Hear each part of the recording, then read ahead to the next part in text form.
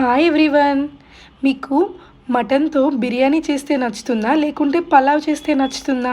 నాకైతే మటన్‌తో దమ్ బిర్యానీ చేస్తేనే నచ్చుతుందండి. చికెన్‌తో పలావ్ చేస్తే చాలా నచ్చుతుంది.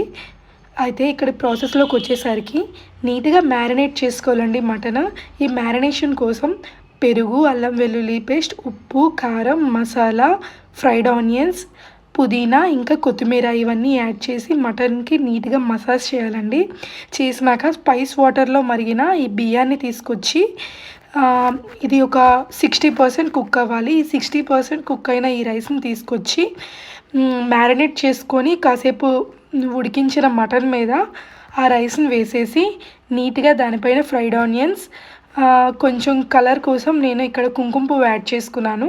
అలా యాడ్ చేసినాక మంచి ఫ్లేవర్ కోసం కొన్ని బగ్గుల్ని కాల్చేసి దాని మీద కొంచెం నెయ్యేసుకుంటే మనకి ఆ స్మోకీ తందూరి ఫ్లేవర్ వస్తుందండి.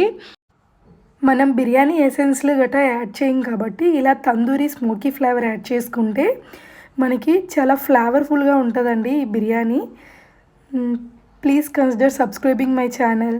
Thank you for watching. Please do like, share and comment.